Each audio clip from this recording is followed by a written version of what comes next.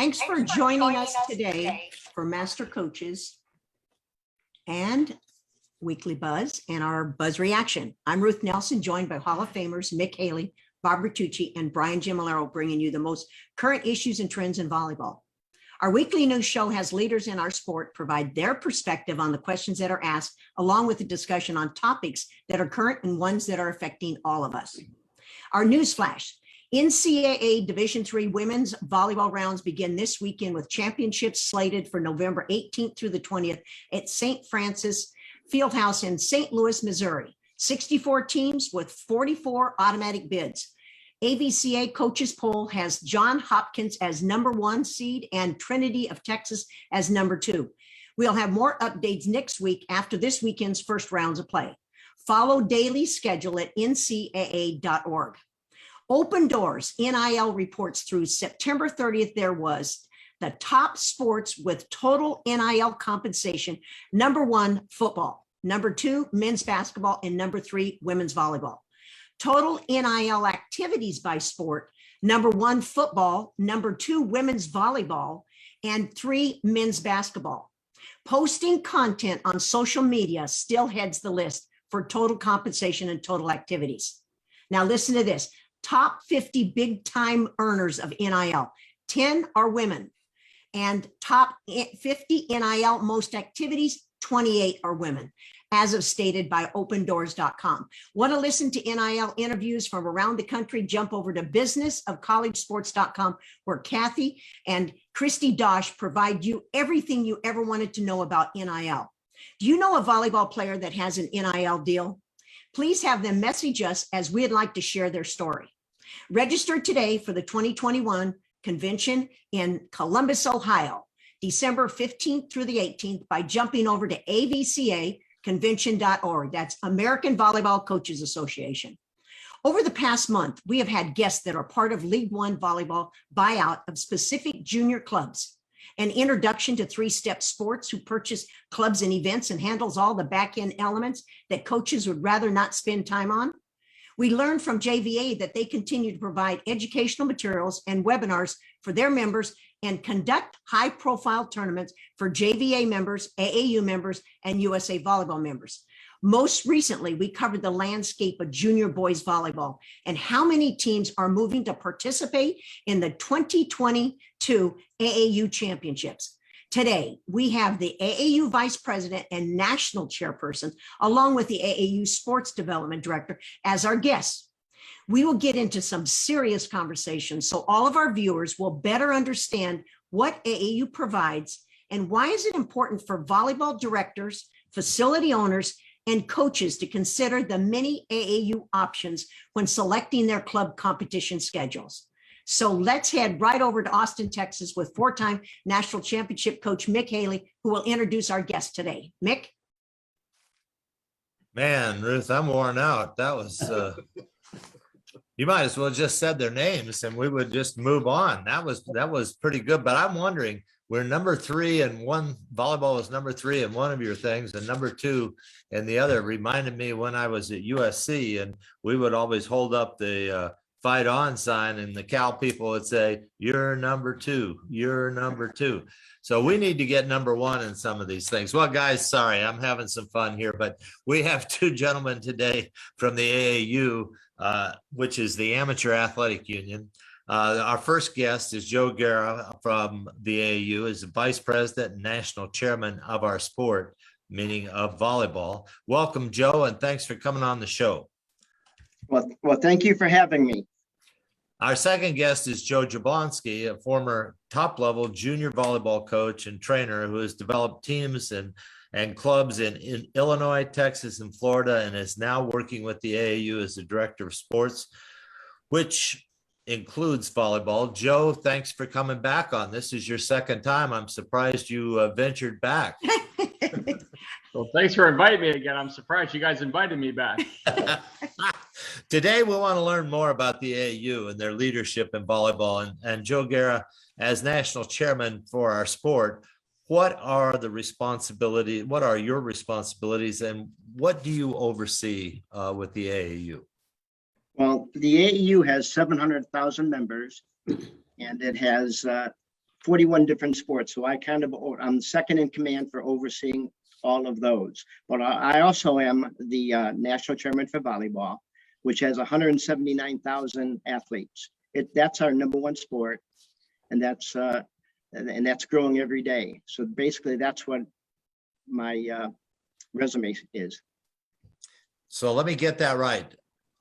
Volleyball has the most participants of any of the sports that the AAU sponsors. Correct. It has about 28% of the total sports. We have 179,000 athletes, members, and our total membership is about 700,000. Wow. Wow, that's pretty amazing. So Joe Jablonski, where do you fit in all of this? You know, your title is Director of Sports, but you have a vision for volleyball. You've been a volleyball coach. I think your passion lies in volleyball. I'm actually putting things out there that you haven't told me, but that's my guess from listening to you talk and how you have participated in so many interesting things in volleyball. Tell us what you do with the AAU. Oh, well, Mick, I'm going to have you write my resume for me because you make I'm me pretty sound good at really that. good. So, yeah, I've been fortunate enough to be doing this volleyball for about 25 years now, and the growth of volleyball is different every year. The kids are different, the programs are different, the needs of the parents, facilities, all that stuff. So I kind of look at all that and put it all together. And my role at AAU is to grow our membership or help grow membership and grow events for our athletes, and mainly volleyball is where I spend most of my time across the country. So.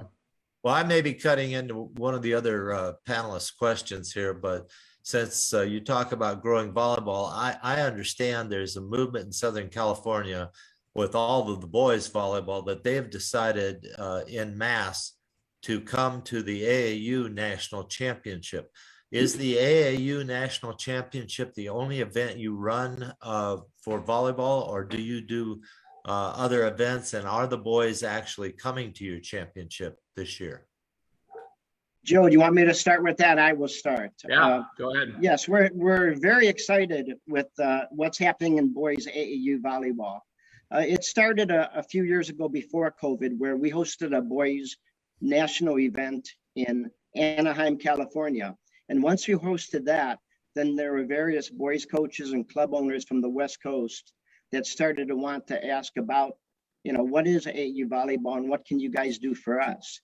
So we've been in communication since then. Myself and Joe have traveled to the West Coast, to Chicago, to other parts of the country to get feedback from these coaches. Actually, when we went to the West Coast, I also brought along the president of the AAU to show that we were dedicated to the growth of boys volleyball in AAU. So we think it's important that we work together. Basically, our president had told them that we have an open door and we want to work together to benefit boys AAU volleyball. So once we came back from those meetings, and Joe and I are going next weekend to Milwaukee to get some feedback from the teams in the new boys tournament in Milwaukee. Once we received the feedback from them, we came back and we pulled the boys from our junior national event in Orlando. And now we have a separate AAU Boys Junior Nationals, which will be held on June 20th at the Orlando Orange County Convention Center. It's a 4-day tournament, and we're looking forward to it. We have plenty of space. We're ready to go at it. And we're getting feedback from the boys all the time regarding that. Those dates are June 28th through July 1st will be the competition dates, Mick. Okay, thank you, Joe. Do you have anything to add to that boys movement, or why they're actually changing? They used to go to USAV nationals. Why are they now moving towards the AAUs? Yeah, a lot of the conversation, Mick, is us club directors. I still have a club here in Dallas, Texas, and letting our voices be heard is something that's kind of important to us, because at the end of the day, for us to open our doors every day, we need to account to the parents and the players that walk in that front door. And we have a lot of the conversation with the Southern California boys. This is different for the Midwest guys, but the SoCal guys haven't had their voices been heard in a couple of years now, and they're a little upset about that. So I think that they trying to figure out a different path that may be accommodating to their families, that allows them to play high level competition travel to the events that they need to, and then have a national tournament at the end of the year that they can call a national championship. Bob Bertucci, have you ever played AAU sports? I have played some AAU sports, and I'm happy to say I was involved in basketball AAU. And actually, I was surprised at the fact that, volleyball is AAU's biggest sport right now. I mean, that's pretty exciting, because I would have, if you had to ask me prior to the show, I would have said it was basketball, because almost everybody advertises they're an AAU basketball team. And either Joe could jump on this question. We've done a couple of shows now with the different corporations that are coming into volleyball all of a sudden, buying up clubs, and, different kinds of corporations, from the apparel companies, the shoe companies, and now these venture capital companies are, have been in basketball already. What do you envision as the problems with that? What should we be aware of as volleyball people to know in advance of this onslaught of new companies and new ventures coming in? I can speak on that, Joe, first. All right.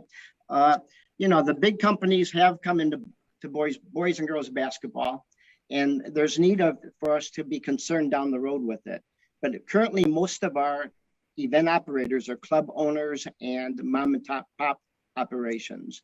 And again, we have in our AAU, we have 56 different districts, and each district hosts events for local and leagues and so forth. So we have about 300 events going on through our districts. And then as a executive committee of the AAU, we also have 150 what we call Grand Prix and Super Regionals.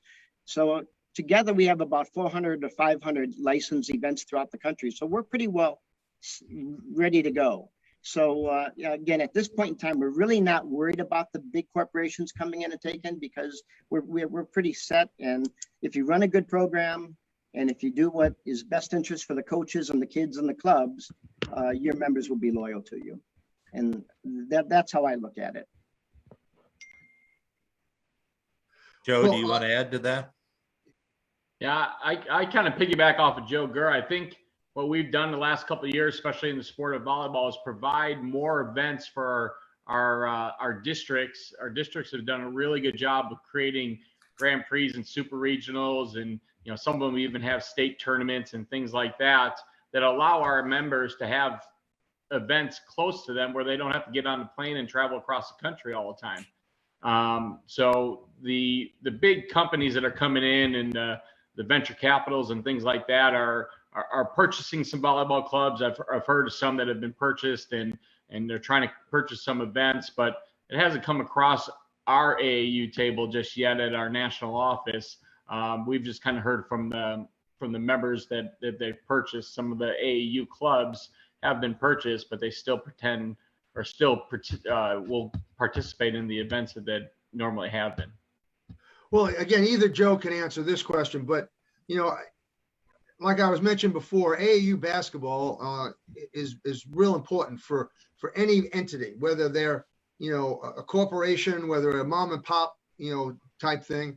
But a lot of these corporations could, in essence, be saying they're AAU basketball or AAU volleyball. I guess I'm trying to gear this towards volleyball, but using basketball as the example. All right, but then actually just play within their own clubs that they own, and not really ever be members of AAU. Has that happened before? And do you see that possibly happening to you with volleyball? It hasn't happened in volleyball yet. It's happened in basketball. We know that. We deal with our basketball director all the time. He's actually my direct boss there at the AAU. So we talk all the time about basketball, Bob, to be honest with you, and what the shoe companies and what these venture capital groups are doing to basketball. And there's such a split. And you're right. The advertising is we're an AAU tournament. You hear that all the time. And Joe could tell you, we deal with a lot of the lawsuits that come in for an AAU tournament that really wasn't an AAU tournament. So exactly. and that's not happening in volleyball right now, but could it happen? Or are you guys getting ahead of that already? Yeah. We're trying to get Go ahead, Joe. Go ahead, Joe. Go ahead, Joe. We think it can happen, Bob. We really do, but we're trying to stay on top of it. We communicate. Joe sends out a update email to our district directors monthly to let them know where the membership is, what's going on the national scene, and things like that. So Joe's a very good communicator with our local people, what we call volunteers in our organization, to make sure that we stay on top of this. So if they do hear something of somebody coming into their area or a venture capital trying to buy a local club, you know, we're on top of it, and we'll communicate with those people as that comes approached to us. Well, Joe Gura, you talked about events. What's the goal of AAU as far as sponsoring, you know, volleyball events? Okay, I don't like to use the word sponsor. I would say we like to partner with volleyball events. All right, where, for instance, our Grand Prix that are awarded by the executive committee, that we have 150 of them, you know, we have a vested interest in those. And we, for when they run their tournament, if they have 12 teams or more, we give them a free entry to the national tournament. So we have a give and take with them. And again, when we're partners with someone, we want that partnership to go a long time, and we want to give and take, and we want to work on both sides. So we try to get vested interest on all the events that we have. Now, you talk about partnering. Is it true that you're also partnering with the Pro Men's League, the VLA, and what does that look like? Are you going to be doing their championship at the Boys and Girls AAU National Championship? Yes, we started partnering with the VLA last year at our junior nationals. And we just so happened, we just talked Monday night on bringing their championships to our boys nationals. Oh, and we're in the process of working together on that. Okay. Well, I'm going to kick it over to Brian. I know he has a couple of questions he'd like to ask. You know, I wasn't going to start off with this, but now it intrigued me. It's intrigued me about if someone says they're an AAU tournament and it's happening in basketball and they're not, without being members, isn't there? If you're a member of AAU, you're entitled to the insurance that's involved with AAU. But if they're doing it without being an AAU, are they not? I believe they're not covered through the insurance. Isn't that setting themselves up for a problem? Yes, that's true. But again, a lot of these entities that are doing this, they don't really know they don't really care. I mean, and again, to have a licensed event with the AAU, the requirements are that all your athletes have to be members, and that's a $14 membership. And a coach has to be a $16 membership with the officials. Then you get a license certificate. And if coaches want to go and see the license certificate, they should. If the license certificate's not there, they're not licensed with the AAU. And that provides insurance for everyone. Yeah, that primarily that's an insurance coverage for the host. Yeah, I just think that's interesting that people are doing it without the insurance. I just think, but my question actually is, what is the relationship between AAU and JVA? Being a volleyball person for a long time, I really never understood the relationship. So can you explain it to all our listeners? Sure. We've been partners with JVA for a number of years now. And that's because we believe pretty much in the same philosophy that, you know, the athletes and coaches come first. And with our mission for Sports Forever, and one of their main missions is coaching education, our relationship goes hand in hand. So what our relation actually does, we get ideas and input and things from JVA, and we do the same for them. They will provide some coaching education product for us, and we'll provide some events for them at our national junior nationals and things like that. But we're together, and we want to promote the sport of volleyball, and we want to complement each other. Do they help run any tournaments for you? Well, they're having their challenge, the JVA challenge, where they're sending their top teams to our national championships. But they don't administrate tournaments for you? No, they do not. Okay, that's fine. Well, I'm turning it over to Ruth. She's much harder than I am. So. Oh, you actually had a lot more time, but okay. So I looked through your hundreds of Grand Prix and super regional tournaments and said you have a lot. So some of them have AAU listed on them and some don't. So are the ones that have AAU, your partners with them on this? If it's a Grand Prix and a super regional, they should all have the AAU shield on their advertisement. Okay, so I'm looking on your list here. When I pulled this up today, I went through this and I said, oh my goodness. I said to Mick and Bob, I said, do you know how many they're doing? They're doing over hundreds. And that doesn't even include the last ones. So let me just go to the very top and let's just take the easiest one. AAU Boys Grand Prix. So is that something you partner with them? Yes, it's something we approved and we will help with guiding them or giving them support.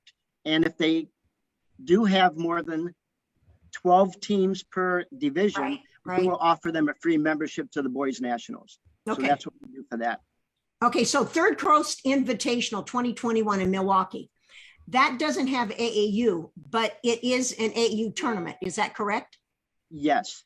Okay, so it's but they don't get a bid even if they had 20 teams, right? An automatic bid. That's an AAU tournament and they do get a bid. Where did you? Okay. All those on the list are AAU tournaments. Okay. Yeah. So Ruth, the way it works, just to clarify that, is these are all tournament names that the tournament operators come up with themselves. And then there's certain recommendations. They got to fill out a flyer. They got to have the shield involved with their flyer and their advertising on their website and things like that. So all the tournaments you're looking at are all Grand Prix and Super Regionals approved by our executive committee right here. Okay. Ruth, can I interrupt just a second? Because I just wanted to ask Joe Jablonski, what is the relationship, as I'm sitting here thinking about it, relationship with USA Volleyball? Is there a conflict here with all these tournaments, or is it a mutual consensual thing? What's the relationship? We kind of follow, we're not a governing body, Brian, so we fall underneath the USA Volleyball guidelines as far as age breakdowns and age definitions. We have one of our executive committee members sits on their officiating or rules committee, right, Joe? Is that correct? Yes. Joyce Cooney sits on their rules committee. So there's a partnership in that fashion. But as far as running events together or things like that, or conflict, there's so many kids playing volleyball. It's like anything else. We don't feel like there's a conflict. We haven't been approached by them that there is a conflict. So we've had conversations in the past with them about how we can kind of work together. One of the biggest questions, I'm sure you guys know, is officials. There's not enough officials across the country. So. All right. Okay. Thank you. So now to my question. All right. So if I want to run an AAU tournament and there's no AAU tournaments around my area, I have to fill out forms and I have to qualify and have to become a member. That's really the only thing I need to do? Meet those criteria, correct? Yeah, there's a criteria that you need to meet. You got to become a club in the organization. Right. That would be a level 2 membership club at a minimum. You would have to be able to provide facilities, and things along those lines to host the event. But yeah, that's it. And then we're very national. We call us a national organization, so we have people across the country. So Ruth, if you're going to start something, in your part of the town, we're going to know somebody that's maybe local and say, hey, Ruth's looking to do a tournament at XYZ facility. Great facility, good, and we try to do as much research as we can before we approve these events. Okay, so here's my question. I noticed that you have 2 very, very large tournaments. One is the festival, which you've been, what is this, like 5 years? Is it, or is about 5 or 6 years now? Okay, yeah. 5 years with the Eppersons, in which it was established, and it's now an AAU tournament. Would you say that's one of your biggest events that you have, at least not the national championship, but one of the biggest you have? Yes. Okay, now you've just acquired Colorado Crossroads. Is that correct? You're partnering with them? No, Jim, talked to Jim Murray. Joe and I had a call with Jim Murray, and he wanted to sanction his event AAU. So we kind of went through the sanctioning process with him. Uh-huh. We have made it a super, I believe his is a super regional. Yeah. So he falls under the criterias of, if there's 12 teams in a division, they'll get the free entry, paid for entry into either our West Coast tournament, our volleyball festival, or our national tournament. Right. So that really is one of the largest AAU events now, correct? Besides the festival, would you say? It will be, yeah. Do you see AAU is maybe partnering with more events like that are already established? Yeah, to be honest with, we've been approached by a couple other people this past summer, and we've had some conversations with them just to look at the future of the development of where volleyball is going. We have another big one here in Dallas, Texas, that's actually going to be at AT&T Stadium this year. They're going to put about 30 courts in this football stadium and have that going on too. So we like the bigger events. We think they're good. And our sport, you guys know, you've been around, our sport is convention center. So we can provide convention center events for boys, girls, or combination. Maybe it's a boys and girls tournament together over the weekend. Then we want to be able to provide those events for people. Okay, 26 years in the North Texas region, there's never been an AAU tournament. Why all of a sudden is there an AAU tournament? Because the sports development guy lives in Dallas, I guess is the best way to answer that question. Hey, if I can jump in and summarize. So what I'm hearing, and the rest of you jump in if you like, but what I'm hearing is you're offering more opportunities for less cost and listening to the club coaches and the parents so that there's more play, maybe more local, and you're also giving benefits for winning your tournaments if there are 12 or more teams in the division for free entry into the national championship. Now, USAV runs a national championship also. So in 1980, I was at the University of Texas, and the NC2A offered the first women's national championship, and the AIW offered the last national championship. And my boss was president of the AIW, so you know where I played. And we won that tournament. Chuck Irby at USC won the first NC2A tournament. And I know you have something to say, but we are out of time. Well, I'm going to say it summarize. anyway. We won. I called Chuck Irby and I said, we're the national championships. So if a team comes to both tournaments and wins, Joe, or wins one tournament, who's the national champion here? Mick, that's a great question. And I don't think we have a true answer to that. I think anybody that wins a national championship, whether you play in our open division or our Aspire division, you're a national champion. So we're okay with anybody calling themselves a national championship that won that last match of the season. Thank you so much, you guys, for coming on. Joe and Joe, we appreciate both of you taking the time to clarify so many answers to the questions that our viewers have been asking us that we didn't know. We thank you and your organization for leading the way for making new opportunities for young aspiring girls and boys while providing many coaches and clubs an opportunity to have choices when planning their competition schedules. Thank you both for coming on. Thanks for having us, Thanks, guys. Joe. Good job, you guys. Thanks, Joe. Thank you. See you soon. All right, you missed one of our shows, jump over to Instagram and click on our YouTube channel. Follow us on Facebook, Volleyball Master Coaches, Instagram and Twitter, VB Master Coaches. Want to make a difference? Please remember to renew your AVCA membership. This one organization that represents all coaches at all levels when lobbying for the changes that are needed in our sport. And you can make a difference by registering at avca.org. We now close out today's buzz, and please stay on as we have a special guest today from VLA, a USA Men's Professional League, as well as our recap with today's show and revealing our Master Coaches Top 25. Special thanks to our Buzz and Buzz Reaction digital partner, Dr. John Foreman, for being part of our show and being an influencer for our sport. Thank you.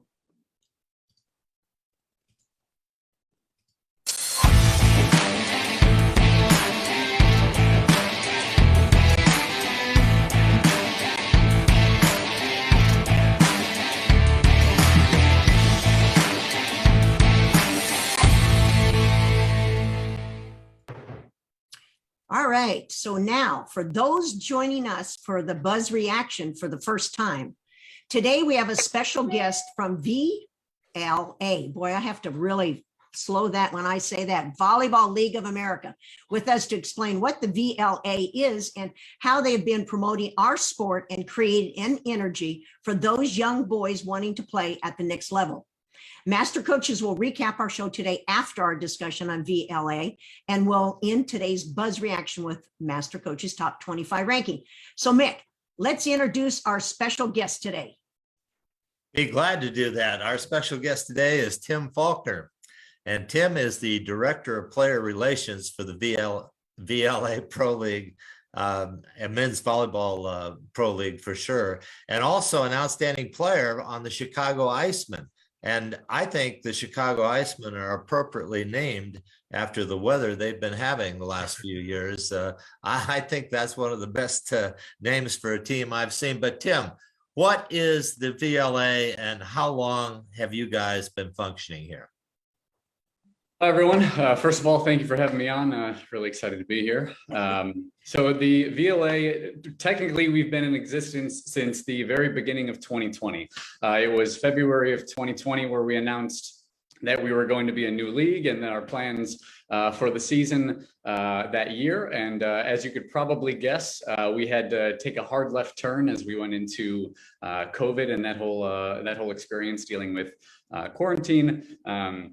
Thankfully, we were able to have a safe kind of showcase event that summer, totally isolated from fans, and did our own quarantine preceding the event just so that we could get a competition under our books.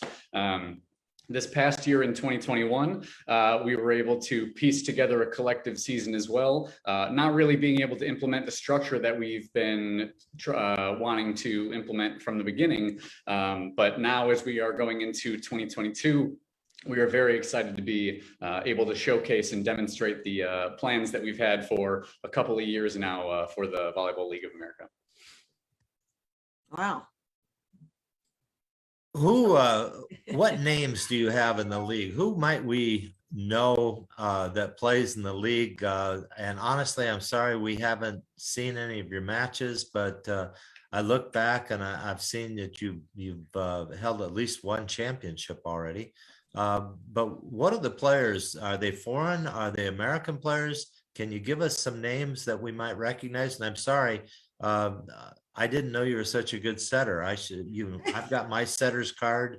I know you've got your setter's card. Bobby's got his setter's card. Ruth's got hers. So we're pretty much in the same. And Brian claims he was a really good setter on the beach. So I never claimed that. I never claimed. I claim the opposite. But so, I can teach it. But I can tell us about the league. So I would say, I think our numbers are about 99% American players coming from all divisions of the NCAA, Division III, Division II, Division I. Obviously, the name that most people would know that kind of goes along with the VLA is Lloyd Ball.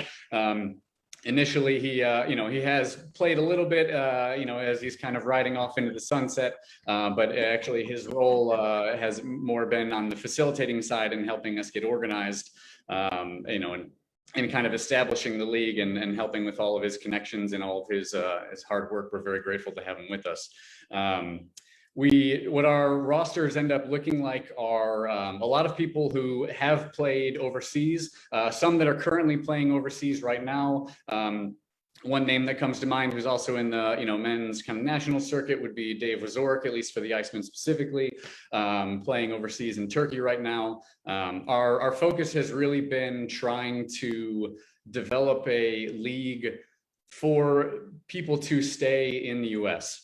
A lot of people, a lot of players, when they graduate, would love to continue playing competitively at a high level, but playing overseas is just kind of not the right step for them, whether they gave it a shot and it wasn't quite enough, quite the fulfilling experience that they were hoping for, or maybe they just missed being home with friends and family and decided to stick with their overall career. It can often be the case, but a lot of the time people have, there are some fantastic players that go and have fantastic careers overseas, and then they come back as 30-year-olds or somewhere in their later 20s or early 30s, and they find themselves at square one with their career, because unfortunately only the top percent of players from the US are really making enough to truly live off and kind of coast off of, build from once they come back to the stateside. So our goal has been to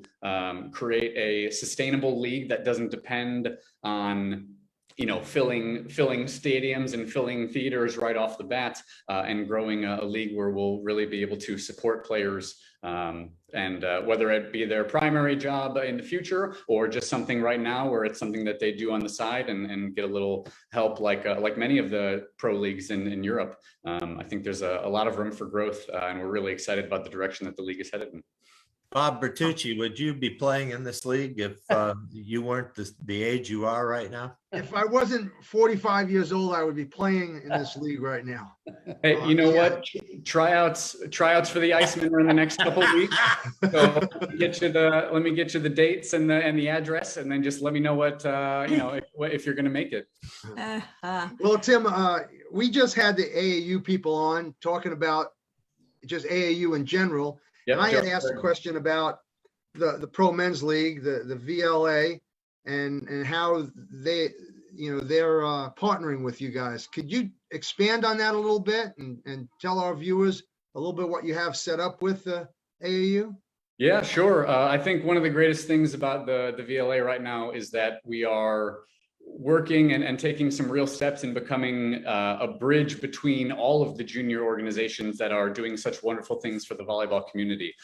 This season, we're going to have 2 different competitions of ours with the AAU, and kind of set up our weekend competitions in a showcase style court. We're also going to have 2 different events in JVA events. We'll have a couple of competitions that are not affiliated with any major organization. We've been in talks with USAV for 2 years now. Originally, our championships were going to be at Adult Nationals back in 2020, but obviously that didn't end up happening for COVID reasons. But one of the things you may not know about the league is that we've actually decided to, at least initially, have our competitions be more cup style, kind of World Cup style, rather than individual city versus city competitions.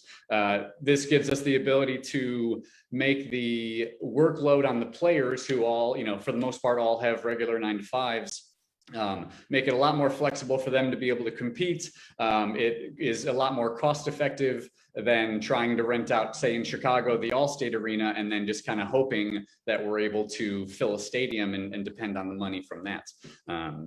So I think the exposure that we're getting with working with all these amazing junior organizations is really something that I don't think there's ever really been a connector between all of them up until now. So Tim, financially, one of the ways it sounds like it might work is they're already running the AAU National Championships or Grand Prix or whatever. So they've rented the convention center or whatever facility they're in. All right, by you guys partnering with them, they're basically giving you space gratis, so you don't have, there's not that cost to the league, right? Right, and you already have a captive audience that you can promote volleyball. Yeah. Is that pretty accurate? Is that how the partnership works? Is there anything else you guys get out of it as a league or as players? Yeah, I mean, that's definitely a major part of it. One of the other ways that we really benefit from each other is, VLA is working with both organizations to start running, volleyball clinics, to get more exposure and more interaction with the different juniors at the different events. Obviously, we are benefiting phenomenally from the exposure to their junior organizations, not only in letting the kids know that we're out there so that they can kind of tune in and watch our program, watch our matches and become fans of the teams, but also just to kind of establish that rapport and that knowledge with those kids so that they know that they don't have to play overseas to continue playing volleyball. And, we have So for one example I love to give right now is that we won our league championship this past summer at AAU National Championships. And on the Iceman roster, we have 3 players that just played club in college, 2 D3 players, and then we only had 2 D1 players who were on the court over the course of that competition. And we were competing, in the finals, we beat Rising Tide, which was top to bottom, a whole bunch of former Division I volleyball players. And I think it just goes to show the strength and the possibilities of volleyball players at all levels, that you don't have to be that top tier recruit, that big name player from that goes to a Division I school to have a future in volleyball and to like develop and become a really high caliber player. Are you streaming or getting any television exposure at all? Because I can't see you going very far here unless people can see the product. Yeah, I'm really happy you asked because I had a note to make a comment to that and I already missed it. Thanks for saving me, Mick. Yeah, we have our own. We actually stream all of our matches and all of our competitions through our YouTube channel, and obviously we're constantly working to improve the quality of the production and and just kind of the ease of access and, kind of getting our face out there more and more. We're actually very excited that at least one of our competitions this season is going to be on ESPN. We have a competition called the VLA Cup, which is one of our, without diving too far, unless you guys want me to, into kind of our cup and tier 1, tier 2 system. Our cups are our open invitation competitions where any of the tier 1 teams and then any tier 2 teams can also come and compete with those, with each other and with those tier 1 teams. Well, how many teams do you have? So we went from 5 tier 1 teams to 8 tier 1 teams between this past summer and this 2022 season as well. And then for tier 2 teams, we're looking at least 16 teams participating in at least one of our cups over the course of the 2022 season. Well, Tim, since we only have 4 minutes left, I know Brian wants to talk about coaching one of those tier 1 teams. Yeah. So, Brian, No, he wants to set on it. Oh, no, I've He got a wants to be the question too. setter. I've got a question for Tim too. Well, Right. I watch a lot of pro sports and follow them, and I've always been intrigued the last couple of years about baseball and football being insensitive with the names of their teams and having to change. But I wanted to sit in your Indiana meeting and the guy, I want to know the guy who picked the name Team Pineapple. I just think that's the greatest name. That's in my hometown, Brian. Well, That's in my hometown. Pineapples in Angola, Indiana. Well, now I understand. Now I understand why they call Team Pineapple. That's a great team. Yeah, that's sorry, did you say you do know the background of that team? No, I don't. I would have loved to have been in the meeting.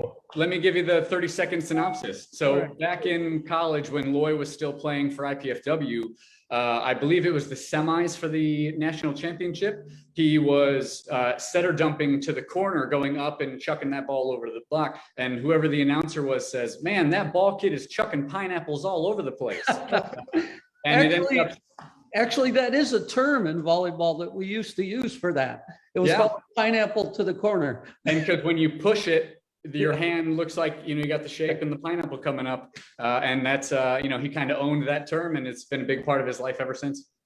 Well, do you want to expand on anything else? We're going to run out of time, but we want an open, so you say anything you want to say about your league. Yeah, sure. I just want to express how excited we are to showcase our format for the league and all the things that we've been trying to really get started with over the last 2 years that we're finally now able to implement and really establish that there are so many ways for everybody at all levels to get involved in the league. And if you're interested at all, whether it's in creating a team or, getting out to the competitions or even just being a part of our team that, that runs and operates in a team or the league itself, please reach out because we want this to be a league for the volleyball, of the volleyball community, for the volleyball community, so to speak. And I think, because of that, I think it's because of that attitude and because of our openness to get as many people involved. I think that's really the reason we've had as much success as we've had. Okay, I have 30 seconds and I have 3 questions. Go for it. 3 questions, 30 seconds. Hit me. First, are there player coaches? There are still some player coaches at the moment, yes. Okay, that was a easy question. Second So Brian's question. gonna have to play if he wants a coach, I Hey, guess. hey, come on, this is my Right, question. I'm in. Second, how many women coaches do you have coaching the men's teams? We Well, Hey, come on. 12, currently do not have 14. any women's coaches for any of the tier 1 teams. I can't speak for the tier 2 teams off the top of my head. Okay, last question, then we're closing out. The easiest time I ever had coaching in my career was when I coached a men's team.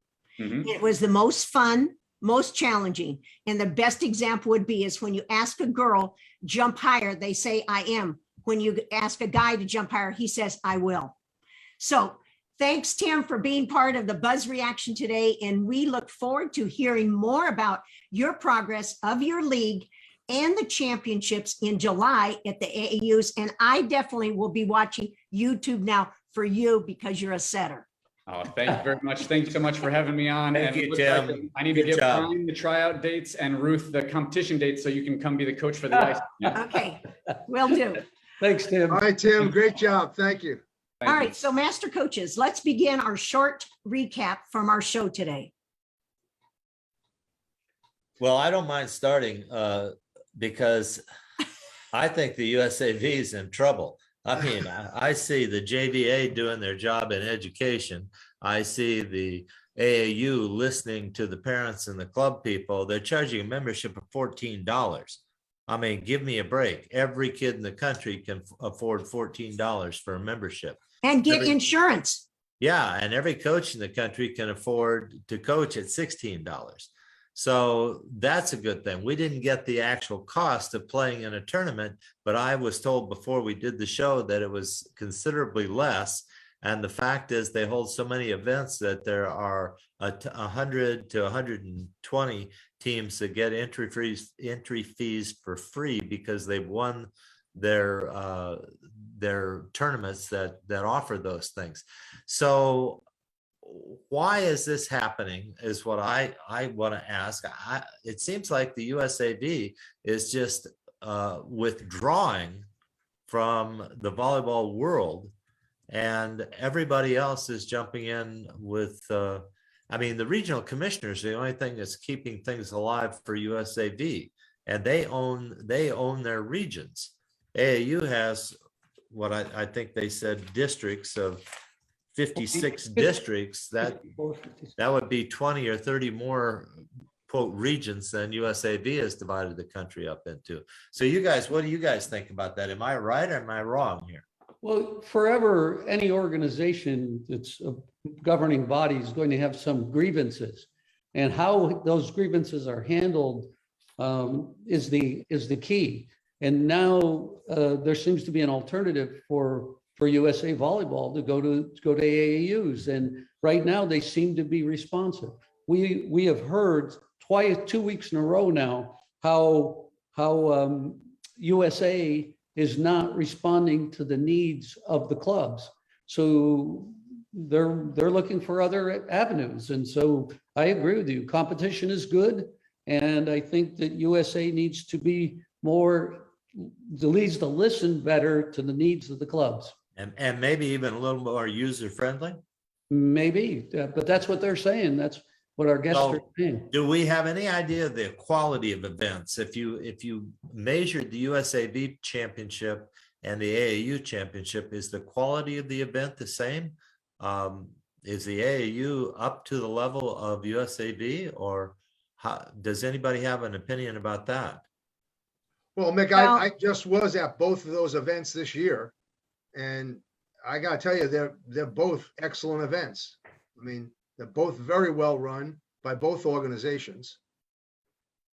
But I think what you guys have talked about already in terms of being more user friendly, listening to what's going on, with the players, the parents, the club directors, is basically giving the AAU the opportunity to grow their events and grow their organization. I think USAV has to redefine their role and their mission. Well, I think the key is going to be who controls the referees and who controls the insurance. And I think that those have both been brought up by all of our guests. maybe the referee, whoever pays the referees more is going to be able to run their tournaments. Well, the expense is the rental of the facility you play in, the courts, if you're using portable courts. Right. And you pointed out the other two, the referees are a major expense. Mhm. So entry fees have to cover those expenses for both events, I would guess. So it's interesting to see how AAU is approaching this. Ruth, Well- what's your thoughts on it? Well, I'm looking at these tournaments and I'm thinking of the statement that I made to Joe, 26 years and no AAU tournament in the Dallas-Fort Worth area. Now, that might have been, it might be 50 years, but 26 since I've been paying attention. But I also look now, here they're doing the Grand Prix in Dallas, January 15th, 17th. And like he said, because he's here, and the fact is there are pockets of places in the country, but I now see 12 events now being hosted in Texas. And I think once you start moving into those highly populated areas that have, okay, we have 152 clubs in Dallas. Not everybody's going to go play USA Volleyball, but why not have two equitable tournaments? Okay, so let's take out the qualifiers. Let's take out the AAU national tournament, and let's take out, say, some of the super regionals. Aren't there, all of you know, because you've recruited many tournaments, there has to be as good as play at some of these AAU tournaments as there are at the USAV tournaments. There has to be. Maybe not the qualifiers, but who knows what's going to happen with this. As well as the JVA tournament. Yeah, I mean, JVA is running tournaments also. yeah. Yeah. Right now, the quality is not quite as good. Ruth, can I respond to something you said? You've had so many great comments. You were so organized. And I was really impressed that from your own word, from your own lips, you finally agreed that it's much easier to work with men than with women. And I want you to know how much I really appreciate it. Okay, should I mute you on that or let you have an open mic for the rest of the? Ruth, Well, I've we gotta never keep seen it, you we gotta keep blush. it open because now we Bob. gotta go to our top 25. We need to Bob, find on that. check this out. Ruth is blushing. I've never seen this before. Ruth, I really appreciate it. I just thought, and we all, the guys here all know that. So thank you. Thank you. For that. Hey, that's okay, because I can tell you that, but I would rather coach men than Yeah. boys. Yeah. And I would much rather coach 10 and under boys. Yeah. That middle age group, I had one of them I trained and he left the session crying. He was 13 years old. So I don't want that age group. I want the men Yeah. or the young boys. Ruth, also, by the way, I do want to say, and I'm kissing up to you now, I'm making up for it, is that the information you give at the beginning of these is something I want to listen to. I'm sitting there listening to all of it, learning as I'm sitting there. I appreciate all the work you do to come up with all this stuff, and I'm sure the listeners agree also. Oh, I just want to know what you want from me. That's gonna come next. Yeah. Well, you'll get That's that off the later. air. When we're off the air, I'll tell you. Okay, we have about another minute to talk about recaps, and then we'll jump a little bit into the AVCA sessions and then the Well, top 25. I'll mention one thing about Tim. I thought he's really an ambassador for that league. I Sure. thought he did a tremendous job. We need to let Loy know that he picked a great guy to come on and talk to us about the league and all the ins and outs about it. I thought he did a wonderful job. Well, since we're doing a little kudos, I'm going to give Mick a little kudos because Tim is the best that we've had in distributing our information on social media. Oh, Oh, is that right? Unbelievable on all three, Twitter, Instagram, the website, Facebook, unbelievable. And I think that, you know what, maybe they really do, Tim and their organization really appreciate what we're doing. Well, as a volleyball news show, we have to continue to get these kinds of things out. And I think it's our job to help this league any way we can, as long as they're legitimate. I'm excited because they're playing in my hometown of Angola, Indiana. They've got a team, they've got a cup there.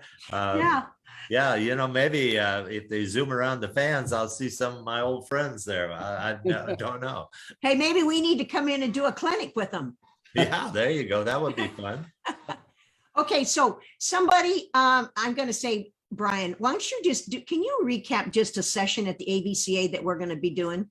Well, Bob is a great man to do this 6-on-6, 1 hour long version like a practice, and he's going to teach as the people are playing. So it's an unusual way to teach, but so often coaches teach that way. So I think that Bob is going to give information as they're playing that's going to be invaluable about how to teach as it's actually moving, and how to teach in a team situation. And I think that's going to be very valuable to everybody involved. Then going to the classroom and breaking it down for those coaches and where it's quiet, and then they can go step by step and understand the process. The But I think it's Q&A, very the Q&A valuable. might be really fun. What's that? The Q&A, the question and answer in the classroom might be really fun. Oh, yeah. That way everybody gets to really answer. We give answers to what they really need. Okay, guess what? We're up. Mick, here we there's the go. top Let's talk 25. about top 25. Well, I got to tell you, folks, we have hit it right with the top 25. We are the first poll out there to have Louisville #1, and Louisville continues to be #1 now with us and the AVCA, #2 in the RPI. Pittsburgh is different. They're 1, 2, and 3. We have them 2. AVCA coaches have them 3. RPI has them 1, which is interesting. Texas, which had a phenomenal match with Baylor the other night, 2 matches actually with Baylor, is 3, 2 in the AVCA poll, 3 with us, and 3 in the RPI. And Wisconsin is 4, 4, and 5. 5 in the RPI, with Baylor being 4 in the RPI. #5 in our poll, and 6 in the AVCA. Those are the top teams right now. Kentucky could be a 6th team. We just don't know about Kentucky, and they're 6, 7, and 7. Everybody seems to agree that Kentucky is not tested enough. They want to see them play more. BYU has a phenomenal record. We have them 7th.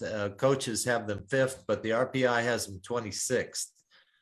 Brian's done some work with the RPI. He has tested his information that's proved to be pretty darn accurate over the years. Brian, why don't you tell us about what you found out looking at the top 4? Well, right now, I haven't looked at all the teams, but the top 3 in our poll right now, I've always believed that when you look at your team's hitting percentage and your opponent's hitting percentage, and you see the gap there, the top teams have always had the biggest gap. That in 25, 30 years, the top team, the biggest gap has almost always been the winner. And it's very interesting right now when I look at Louisville, Pittsburgh, and Texas, that you see the hitting percentage for and the hitting percentage against. The gap there is all 3 of them are right at 160 points. 100, and it's unusual. So if they're all equal, then I usually pick the one with the highest hitting percentage of the group. And right now that's about even. So I want to see, after another week, I want to do all 15 teams and see how accurate that is. Okay, That but sounds like we're it'd be gonna. for a great Final Four. Yeah, that's how Okay. close this is going to be this year. Yeah. This is going to be a Okay, great- well, our I've time never is seen it like up, this. guys. Our time is up. And if we're gonna do this with Brian, we're gonna do it when we have more time, because you Okay. guys like to always go over. Thanks Remember today. how easy we are to work with. Yeah, Ruth. we're real easy. And Hey, you've got the hello. mute Okay. button. Well, our time is up, and thanks for joining us today with Buzz Reaction. A very special shout out to over 110 guests who have shared their insights with us and our viewers over the 77 weeks, or we should say they put up with us for 77 weeks. For those coaches that are interested in our consulting services, go directly to our website, www.volleyballmastercoaches.com. Can you imagine, if you're not going to the AVCA convention, then you should sign up for the virtual convention. So no excuse, plus you'll save on airfare, hotel, sign up for the virtual clinic. Be sure to tell your friends about our weekly news show, and don't forget to send your questions or your feedback from our buzz or buzz reaction. So let's head off